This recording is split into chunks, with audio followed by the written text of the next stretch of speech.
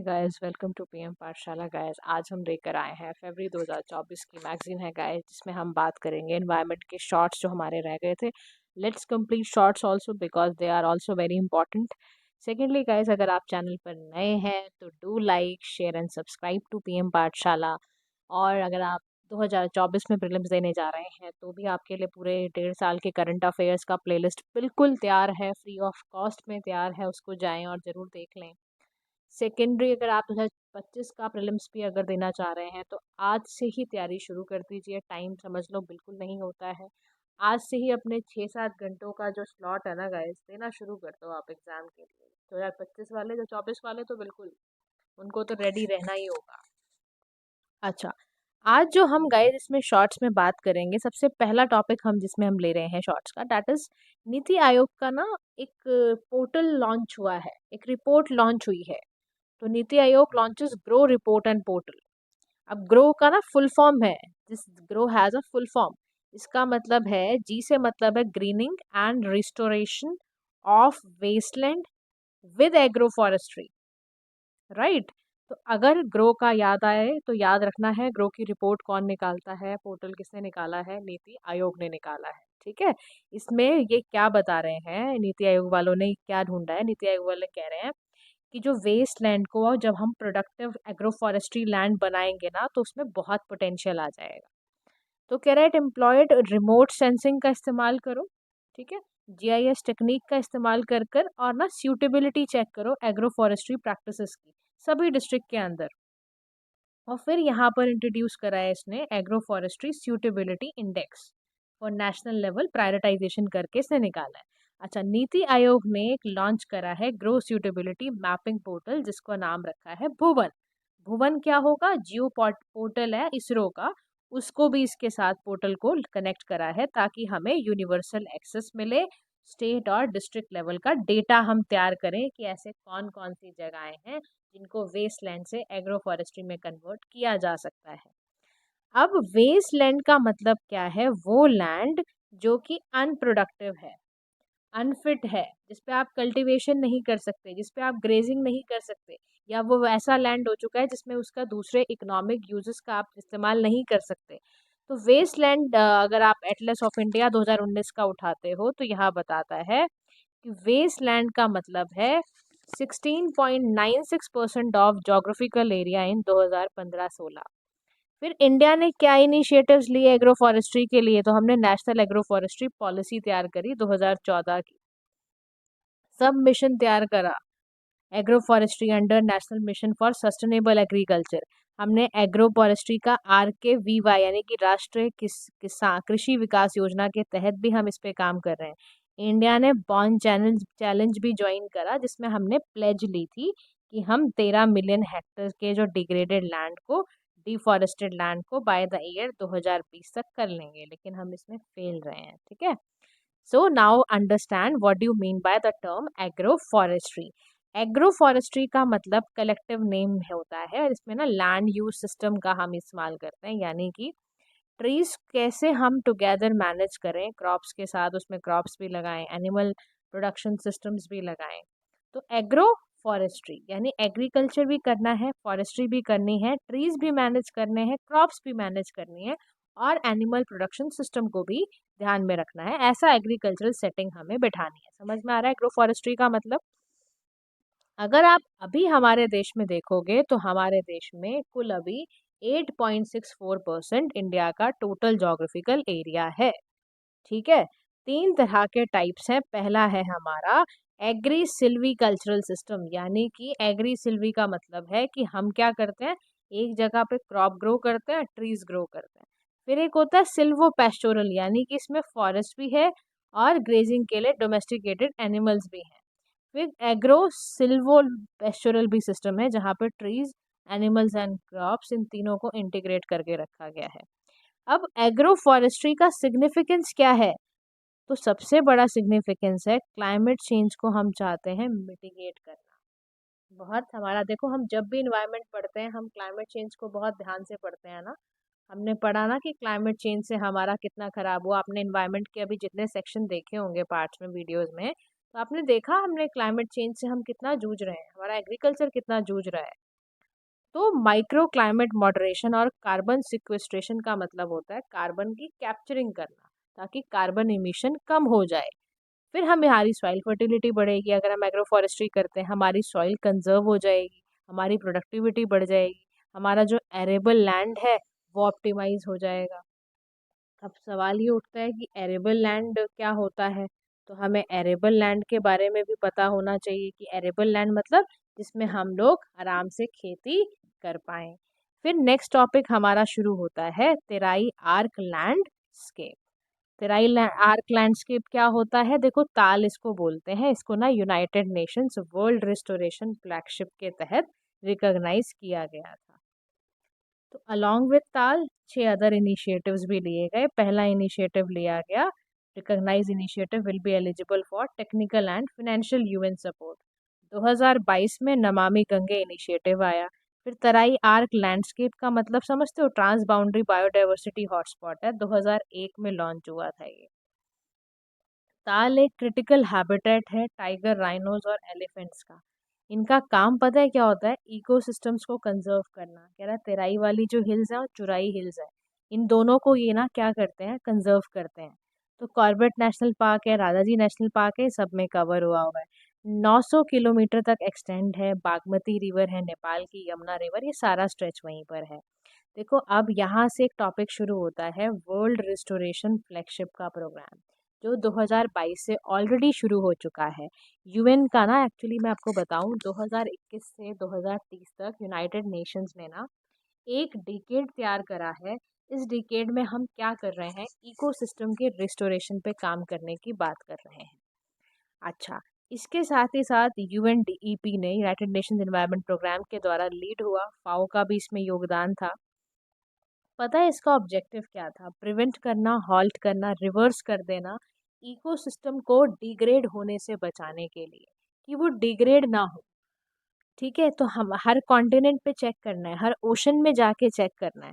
अब क्या करते हैं, जब भी ना ये हम सेलेक्ट कर रहे होते हैं, यूनाइटेड नेशंस का प्रोग्राम यूएनईपी या फाओ मिलके जब कर रहा होता है, या दूसरी भी जो पार्टनर ऑर्गेनाइजेशंस हैं, वो क्या करते हैं? वो ना एक जोग्राफिकल और ना पूरा का पूरा प्रोबेबिलिटी बनाते हैं कि कैसा सक्सेस क्राइटेरिया बनाए।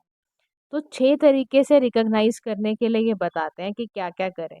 तो सबसे पहले रिस्टोरिंग मेडिटेरेनियन फॉरेस्ट इनिशिएटिव, फिर लिविंग इंडस्ट इनिशिएटिव, एक्शन, ये सारा का सारा श्रीलंकन मैनग्रोव, रीग्रीनिंग अफ्रीकन, ये सारा के सारे प्रोग्राम्स बनाए गए हैं, ताकि पता चले कि आप ना ऐसे इनिशिएटिव ले रहे हो जिससे ना हमारा इकोसिस्टम जो डिग्रेड होता जा रहा है वो बच पाए। ठीक है, अब उसके बाद नेक्स्ट टॉपिक में हमारा आएगा ग्लोबल एनवायरनमेंट फैसिलिटी की ना काउंसलिंग मीटिंग हुई है। यूनाइटेड स्टेट्स में हुई पहली फैसिलिटी, याद रखना, सबसे पहली बार क्वेश्चन पेपर में आएगा गाइस, ध्यान रखना। टॉपिक दे देते हैं पूरा, उसके साथ देखो, मैं तो समझती हूँ बल्कि पेपर अब और आसान हो गए अगर आपने सही से पढ़ा है तो। क्योंकि उसमें ना आपके पास अब क्या होता है, अगर आपने इन्फॉर्मेशन को ढंग से पढ़ा है ना, तो आप वहाँ से निकाल लोगे आंसर। बस ढंग से पढ़ना ही तो है, उतना फोकस लगा दो पेपर के लिए। तो परेशान मत हुआ करो कि प्रीलिम्स ही नहीं निकलेगा, ये हो जाएगा, हो जाएगा, सब पॉसिबल है। तो global environment facility counselling meeting में क्या होता है?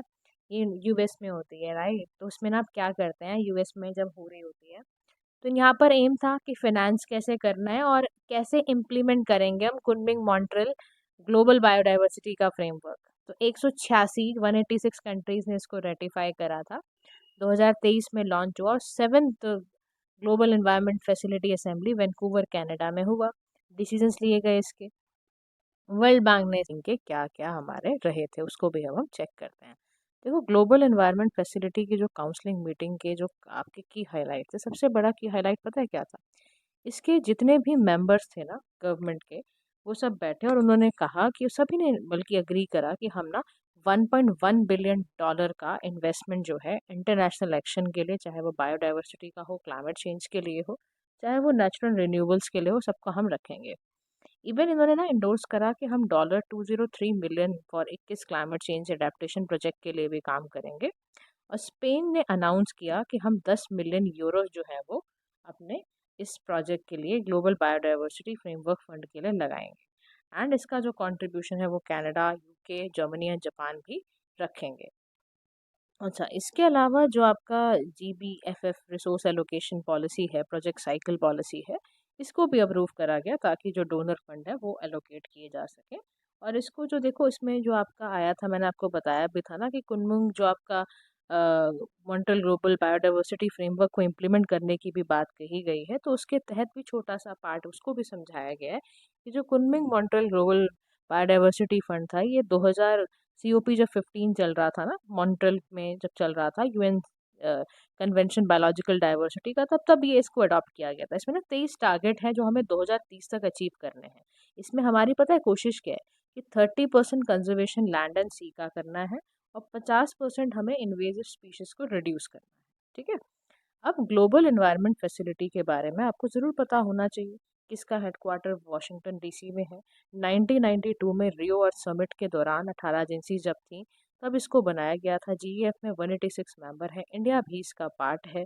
इसलिए काम क्या करता है, ये फाइनेंशियल मैकेनिज्म प्रोवाइड करता है, चाहे वो सीबीडी के लिए हो, चाहे वो स्टॉकहोम के लिए हो, चाहे यूएनसीसीडी के लिए हो, इन कन्वेंशन टू कॉम्बेट डेजर्टिफिकेशन हो, मीना माता कन्वेंशन ऑन मरकरी के लिए हो, तो उन सभी के लिए ये है। नेक्स्ट हमारा जो टॉपिक है गाइस, उसका नाम है स्टार मेट्रिक, यानी कि species threat abatement and restoration. Abatement का मतलब होता है समथिंग लैकिंग, लैकनेस, यानी किसी चीज़ की कमी। ठीक है। अब ना देखो, जो स्टार मेट्रिक है ना, सबसे पहली बात तो ये ना आईयूसीएन ने डेवलप करी है। आईयूसीएन का फुल फॉर्म क्या है? International union for conservation of nature. Partnership with many experts के साथ इसको निकाल के लेकर आए हैं। 2021 में सबसे पहले इसको लेकर आए थे टेरेस्ट्रियल एरियाज के लिए। बाद में इसके एग्जिस्टिंग डेटा के अकॉर्डिंग ही, जो डेटा ऑलरेडी इसमें बनाया था, आईयूसीएन का जो रेड लिस्ट वाला डेटा है ना थ्रेटेड स्पीशीज का, वो निकाला और क्वांटिफाई किया गया कि कौन सी ऐसी स्पीशीज हैं जिनकी ना एक्सटिंक्शन रिस्क है, जो बिल्कुल ही खत्म हो जाएंगी। तो जो स्टार प्रोग्राम है ना, ये जो प्लेटफॉर्म है, ये कर पता है क्या रहा है? ये पोटेंशियल को असेस कर रहा है कि स्पेसिफिक एक्शंस क्या लिए जाएं, स्पेसिफिक लोकेशंस पे क्या लिए जाएं। ये दो तरह के चीज़ों को लेकर आता है, threat abatement and habitat restoration कैसे करना है। ठीक है। उसके बाद हमारा नेक्स्ट टॉपिक आता है कंजर्वेशन रिजर्व। ठीक है। तो तेलंगाना का ना state board for wild life था, इसने अप्रूव करा कॉरिडोर एरिया बिटवीन तदोबा अंधेरी टाइगर रिजर्व महाराष्ट्र में है जो कि, और कवल टाइगर रिजर्व जो कि तेलंगाना में है, और एक कंजर्वेशन रिजर्व की तरह काम करता है। अच्छा, state board for wild life क्या है? ये स्टैब्लिश हुआ under wild life protection amendment act 2002। इसको हेड कौन करता है? चीफ मिनिस्टर हेड करता है। अच्छा, कंजर्वेशन रिजर्व की अगर बात की जाए तो ये एक ऐसा एरिया होता है, देखो कंजर्वेशन एरिया के बारे में बहुत ध्यान से समझना कि कंजर्वेशन एरिया एक ऐसा प्रोटेक्टेड एरिया है जो वाइल्ड लाइफ प्रोटेक्शन एक्ट 1972 के तहत आता है। ठीक है। एक बफर जोन है, कनेक्टर है, जो माइग्रेशन के लिए यूज होता है। देखो कंजर्वेशन रिजर्व में ना आपके के सारे नेशनल पार्क्स आते हैं, वाइल्ड लाइफ सेंचुरीज आती हैं, प्रोटेक्टेड एरियाज आते हैं। अच्छा, जब भी कभी ना कंजर्वेशन रिजर्व्स को डिक्लेयर किया जाता है तो करती कौन है? याद रखना, स्टेट गवर्नमेंट डिक्लेयर करती है। वो भी कंसल्टेशन जब ले लेती है ना सेंट्रल गवर्नमेंट और वहाँ की लोकल कम्युनिटी से, तब उसको डिक्लेयर कर दिया जाता है ये पर्टिकुलर एरिया कंजर्वेशन रिजर्व वाला एरिया बनने जा रहा है। फिर क्या कहते हैं कि इसको जो एडमिनिस्टर करते हैं ना, वो with the help of conservation reserve management committee के तहत ही किया जाता है। अच्छा, नेक्स्ट टॉपिक है आपका एनर्जी चार्टर ट्रीटी के बारे में। तो यूके ने लीव करा outdated fossil fuel friendly treaty, that is the energy charter treaty. तो एनर्जी चार्टर ट्रीटी क्या होती है? एक मल्टीलेटरल फ्रेमवर्क है एनर्जी कोऑपरेशन के लिए, यूनिक है फॉर इंटरनेशनल लॉ। इसको लीगली इन्फोर्स किया गया था अप्रैल 1998 में। ये काम क्या करती है एनर्जी चार्टर ट्रीटी? ये ना एनर्जी सिक्योरिटी को प्रमोट करती है और बहुत ही open and competitive energy market है। और करेंटली इसमें 53 सिग्नेटरीज हैं, कॉन्ट्रैक्टिंग पार्टीज हैं इस ट्रीटी के अंदर। ठीक है। नेक्स्ट टॉपिक हमारा आता है ब्रूमेशन। क्या होता है ब्रूमेशन? बड़े ध्यान से समझना। देखो क्या होता है, जब सर्दियों का महीना चल रहा होता है ना, विंटर मंथ होता है, तो अमेरिकन जो एलिगेटर होता है ना, जो क्रोकोडाइल जैसा दिखता है, वो क्या करता है? वो ब्रूमेशन में चला जाता है। ब्रूमेशन का मतलब पता है क्या होता है? हाइबरनेशन, यानी कि इनएक्टिव फॉर्म में, जहाँ पर ज़्यादातर एनिमल सर्वाइव करते हैं व्हेन फूड इज स्कार्स, और बहुत ज़्यादा जब वेदर हार्श हो जाता है ना, ऐसे में तब वो हाइबरनेट करने लग जाते हैं। तो इसने भी किया, और ये एक तरह का टाइप है ब्रूमेशन, हाइबरनेशन का ही। अब ब्रूमेशन में क्या होता है? एक तरह से माना जाता है कि जो रेप्टाइल्स और एम्फीबियंस का कोल्डर मंथ में डॉर्मेंसी पीरियड है, कि उसमें वो कुछ करते नहीं है। रेप्टाइल्स आर एक्टोथर्मिक होते हैं, यानी कि बॉडी टेम्परेचर उनका एनवायरनमेंट पे डिपेंडेंट होता है, इसीलिए उनको ब्रूमेशन की ज़रूरत पड़ती है। बात समझ रहे हो, उनकी बॉडी का टाइप ही ऐसा है। अच्छा, इन इट रेप्टाइल्स में रिट्रीट टू अंडरग्राउंड बरोज और अदर शेल्टर्ड एरियाज। रेप्टाइल जो होते हैं वो रिट्रीट करते हैं अंडरग्राउंड बरोज और शेल्टर्ड एरिया से, अपने आप को वापस से ट्रीट कर रहे होते हैं। अच्छा, हाइबरनेशन में ना दूसरे और टाइप्स में, जैसे आपने एक ब्रूमेशन टाइप पढ़ा ना, तो हाइबरनेशन के और भी टाइप्स होते हैं, जैसे डाइपोस, यानी कि एक ऐसा अरेस्टेड ग्रोथ जहाँ पर आप जो रिप्रोडक्शन वगैरह कुछ इस तरह की चीज़ें हाइबरनेट करती हैं आपने। एस्टिमेटिंग आर्थ्रोपॉड जो होते हैं वो ये करते हैं। एस्टिवेशन क्या है, समर डॉर्मेंसी पीरियड है। टॉर्पर क्या है, stay short term physiological state है, डिक्रीज एक्टिविटी, कि अपना एक्टिविटीज में आप कम कर देते हो। नेक्स्ट टॉपिक हमारा है वाइट राइनोस के ऊपर। वर्ल्ड का पहला जो वाइट राइनोस था इन वेट्रो फर्टिलाइजेशन प्रेगनेंसी, उसमें सब स्पीशी उसकी सेव हो गई है, देखो। तो बड़ा अच्छा लगेगा आपको सुन के कि इंसानों के अलावा भी आईवीएफ की जो प्रेगनेंसी है वो राइनोसॉर्स भी यूज़ कर रहे हैं। वर्ल्ड का पहला वाइट राइनोसॉर है, ठीक है। साइंटिस्ट ने अनाउंस किया कि बड़ा सक्सेसफुल रहा, बड़े आराम से एम्ब्रियो ट्रांसफर हुआ वाइट राइनोसॉर्स में आईवीएफ मेथड के थ्रू, और जो कि क्रिटिकली इंडेंजर हो गए थे, एक्सटिंक्शन की तरफ जा रहे थे, वो तो thanks to in vitro fertilization technique, तो उसमें हो पाया। तो अब क्या है, बायो बैंक्स होते हैं। बायो बैंक्स क्या होते हैं, ये बायोलॉजिकल सैंपल स्टोर किए जाते हैं रिसर्च और बैकअप रिसोर्सेज के लिए। एक है बायोसिंथेसिस, में ये क्या होता है, ये क्रिएट करते हैं substitutes for animal derived product, जैसे कि सेफर फंगिसाइड, ये सारे। एक होता है जीन ड्राइव, ये हार्नेस की जाती है ताकि ना आप इन्वेजिव स्पीशीज को एलिमिनेट कर पाओ, जैसे रैट है जिसकी हाई एफिशिएंसी थी, है ना, minimal harm to native wildlife. अब राइनोस के बारे में देखोगे तो 5 स्पीशीज है राइनोस की। 2 अफ्रीकन है, 3 एशियन है। थ्रेट इनको किस किस से हुआ है, हैबिटेट लॉस से इनको प्रॉब्लम हुई है, पोचिंग से इनको हार्म हुआ है, क्लाइमेट चेंज से इनको बहुत दिक्कत हुई है, तो ये सारे के सारे राइनोस को प्रॉब्लम आई है। अब देखो, एक तरफ होता है वाइट राइनो और एक तरफ होता है इंडियन राइनो, ठीक है। इसके फीचर समझा रखे हैं। देखो, अगर आप कंपेयर करोगे, इसी का भी इन आईवीएफ टेक्निक से इसकी प्रेगनेंसी स्टार्ट हुई थी और सब स्पीशी पैदा हुए हैं। तो second largest land mammals after elephants, इसके इतने हुए हैं। इसका ये क्या होता है, ज़्यादातर इसकी अपीयरेंस इस तरह की होती है, बैरल 2 हॉर्न्स होते हैं, यहाँ पे 1 हॉर्न होता है। नामीबिया उगांडा में पाया जाता है, ये असम वेस्ट बंगाल यूपी में पाया जाता है एशियन राइनो, ठीक है। तो ये ध्यान रखना। अब नेक्स्ट हम पढ़ने जा रहे हैं इंडियन स्कीमर्स के बारे में। ध्यान से सुनना, ये क्या होता है। इंडियन सीजर बिल भी कहते हैं इसको बेसिकली। देखो, इंडिया और बांग्लादेश ने ना एक जॉइंट प्रपोजल दिया और लिस्ट बना के दी इंडियन स्कीमर्स के बारे में, और इसको लिस्ट करा गया था अंडर द सीएमएस, यानी कन्वेंशन ऑन माइग्रेटरी स्पीशीज। देखो, इंडियन स्कीमर जो होते हैं ज़्यादातर ना वो कोस्टल एस्चुरी में पाए जाते हैं, वेस्टर्न और ईस्टर्न इंडिया के। ये ज़्यादातर आपको बहुत ही लोलैंड रिवर पे, अराउंड लेक्स, मार्शी एरिया में, एस्चुरी जहाँ बन रही हो वहाँ पर, ऐसी जगहों पे मिलते हैं। इनका आईयूसीएन स्टेटस की बात करोगे तो एंडेंजर्ड है, साइट में ये लिस्ट नहीं किए गए हैं। डब्ल्यूपीए के लिस्ट में ये डेफिनेटली हैं, और ये ध्यान रखना, ये खाते क्या हैं, फीड क्या करते हैं, ये इंसेक्ट लार्वे, स्मॉल क्रस्टेशियन, है ना, और ये फिश, ये सब चीज़ें ये फीड करते हैं। नेक्स्ट हम पढ़ने जा रहे हैं नीम ट्री के बारे में, जिसको हम साइंटिफिक नेम में बोलते हैं आज़ादी रिश्ता, डिकाए जास। तो नीम समिट हुई, ऑर्गेनाइज हुई कोलैबोरेशन के तहत, ICAR, central agro forestry research institution. Neem tree जो है वो नेटिव है इंडियन सब कॉन्टिनेंट का, ठीक है। क्लाइमेट इसकी बात करोगे तो ये ना एरिड, सेमी एरिड और वेट ट्रॉपिकल और सब ट्रॉपिकल क्लाइमेट में रहता है, और ये बड़े टॉलरेट होते हैं, high temperature up to 49 degree Celsius तक को भी झेल ले जाते हैं नीम ट्री।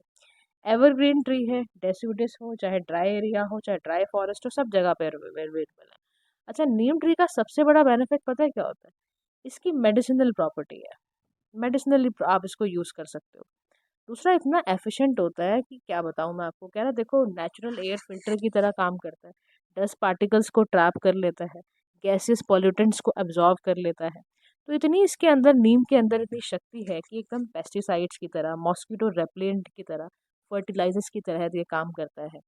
नेक्स्ट टॉपिक है आपका हाइपर लोकल वेदर फॉरकास्टिंग।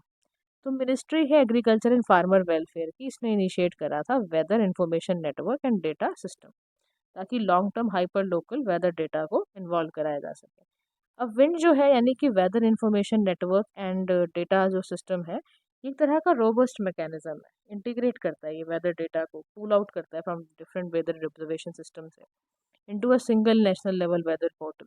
अब इस प्रोग्राम में क्या होता है, more than 2 lakh ground station को इंस्टॉल कराया जाता है, जिससे कि ना वेदर डेटा को निकाल के दिखाया जा सके और वेदर की प्रोडक्शन अच्छी हो सके। तो हाइपर लोकल वेदर फोरकास्टिंग का मतलब है कि आप लोकलाइज वेदर प्रोडक्शन भी करने लग गए। आप फार्मर को यानी कि एक इन्फॉर्म डिसीजन देना चाहते हो, आप बताना चाहते हो किस समय प्लांटिंग करनी है, किस समय इरिगेशन करना है, किस समय हार्वेस्टिंग करनी है। Real time weather data specific हो जाएगा तभी तो बता पाओगे। उसी के लिए ये हाइपर लोकल वेदर फोरकास्टिंग की ज़रूरत पड़ती है। वो कह रहा है देखो इससे फ़ायदा पता है क्या होगा, देखो कह रहा है ये हाई रेजोल्यूशन वेदर मॉडल निकल के आएंगे। वेदर सेंसर, तो देखो एक क्वेश्चन आ सकता है पेपर में, why is hyper local weather forecasting is required in India. क्योंकि इंडिया में मॉनसून का वेरिएशन बहुत ज़्यादा होता जा रहा है। ट्रॉपिकल क्लाइमेट्स अनप्रिडिक्टेबल हैं, डिफिकल्ट है प्रिडिक्ट करना as oppose to US and UK. कह रहा हमारा डिजास्टर प्रिपेयर्डनेस और रिस्पांस सिस्टम जो है, चाहे वो रेन, साइक्लोन, हीट वेव्स वगैरह है, बहुत क्रिटिकल है। उस लिहाज से भी बहुत ज़रूरी है हमारे देश में हाइपर लोकल वेदर फोरकास्टिंग का आना। कह रहा अर्बन हीट आइलैंड इफेक्ट है। कह रहा अर्बन एरियाज में इतना हाई टेम्परेचर होता है कंपेयर टू सराउंडिंग एरियाज, तो वो बहुत ज़्यादा कॉम्प्लिकेट कर देता है टेम्परेचर फोरकास्टिंग में, लोकलाइज्ड फोरकास्टिंग करने में। तो कह रहा क्योंकि इतनी तीनों दिक्कत के कारण में बहुत ज़्यादा ज़रूरत है कि हाइपर लोकल वेदर फोरकास्टिंग देश में हमारे शुरू हो जाए। नेक्स्ट टॉपिक हमारा आता है flood management and border areas programme. तो यूनियन कैबिनेट ने अप्रूव करा है continuation of flood management and border area programme. ये 5 साल के लिए है, 21 से 22, फिर उसके बाद 25 से 26 तक। 11 5 ईयर प्लान में आया था, पहले लॉन्च किया गया था अर्लियर इसको 2007 और 12 के फेज में। अब ये भी पूछ लेगा पेपर में 11 5 ईयर प्लान, तो याद रखना 2007 से 2012 के बीच में। एफएमबीपी एक तरह का ना सप्लीमेंट करता है एफर्ट स्टेट गवर्नमेंट को to protect human life, land and property, और बायलेटरल कोऑपरेशन देता है। अब यहाँ पर देखो बात समझने वाली बात है कि सेंट्रली स्पॉन्सर्ड स्कीम है ये, मिनिस्ट्री ऑफ जल शक्ति इसका इस्तेमाल करती है। फ्लड मैनेजमेंट कंट्रोल प्रोग्राम कराना, क्रिटिकल वर्क करना, है ना, एंटी इरोजन ड्रेनेज करना। तो इसका फंडिंग पैटर्न है 90:10 रेशो इसका सेंटर करता है, और 8 इसमें आपके जितने भी नॉर्थ ईस्टर्न पार्ट्स हैं हिली एरियाज में 90:10 का रेशो होता है। 90% सेंट्रल, 10% स्टेट लेवल पर करता है। फिर 427 प्रोजेक्ट्स को कंप्लीट किया इसके अंडर गया था। अच्छा, इसके बाद देखो river management and border area के लिए भी काम किया हुआ है।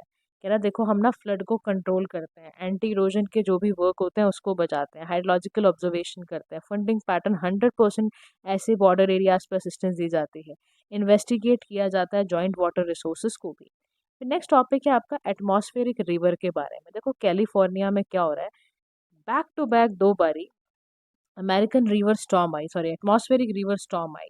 अब एटमॉस्फेरिक रिवर स्टॉर्म होती क्या है, कह रहा देखो बहुत ही नैरो, बहुत ही इलोंगेटेड काइंड ऑफ, आप समझ लो मॉइस्चर जो है वो कॉन्सेंट्रेट होता है, और मिलते मिलते एक्स्ट्रा ट्रॉपिकल साइक्लोन का नाम ले लेता है और एक्स्ट्रा ट्रॉपिकल साइक्लोन जैसा होने लग जाता है। यानी कि ज़्यादातर ये देखने को मिलेगा उन्हीं एरियाज में जहाँ पर लो लेवल जेट हो, यानी कि ऐसा एरिया जहाँ बहुत स्ट्रॉन्ग विंड हो, लोअर लेवल ऑफ एटमॉस्फेयर हो, और एक कोल्ड फ्रंट को ये मिल जाए, उसके आगे कोल्ड फ्रंट हो मान लो। ऐसे एरियाज में ना largest transport mechanism fresh water का अर्थ का भी होता है। तो जहाँ जहाँ एटमॉस्फेरिक रिवर में क्या होगा कि इसमें ना स्ट्रॉन्ग लैंडफॉल जब भी किसी टोपोग्राफी के साथ इंटरेक्ट करता है, तो यहाँ पर significant amount of precipitation short period of time में दिखती है। कह रहा इतनी बारिश आएगी, इतनी बारिश आएगी कि वो फ्लड का रूप ले लेती है या मड स्लाइड्स का रूप ले लेती है। कह रहा इतना खराब करता है ये। तो ऐसा इसके अंदर देखने को मिला है कि मड स्लाइड्स वगैरह भी आ जाती हैं। मड स्लाइड्स का मतलब समझते हो, कीचड़ धंसना या भूस्खलन टाइप का हो जाना, इस तरह की समस्या यहाँ आने लग जाती है। तो नेक्स्ट टॉपिक हमारा आता है इसके अंदर एटलांटिक मेरिडोनियल ओवरटर्निंग सर्कुलेशन, यानी रिसर्चर्स ने डेवलप करा अर्ली वार्निंग इंडिकेटर, ताकि आपका एटलांटिक मेरिडोनियल ओवरटर्निंग सर्कुलेशन जो है वो ब्रेक डाउन हो पाए। One of the tipping element है क्लाइमेट सिस्टम में। अच्छा, अब एटलांटिक मेरीडियोनल ओवरटर्निंग सर्कुलेशन क्या है, ये सर्कुलेट करता है पानी को from north to south and back in a long cycle within the Atlantic ocean. अब ये सर्कुलेशन से पता है क्या होगा, पूरे ग्लोब में वार्म हो जाएगा, गरम गरम होने लग जाएगा, न्यूट्रिएंट्स होंगे जिससे कि आप ओशन लाइफ को सस्टेन कर पाओ। It is driven by differences in temperature और सॉल्ट कंटेंट के बीच के डिफरेंस की वजह से है। इरोड किए बहुत इरोड कर देता है आप समझ लो ग्रीनलैंड ग्लेशियर से अगर आप कंपेयर करते हो तो उससे मेल्ट ऑफ वगैरह करना।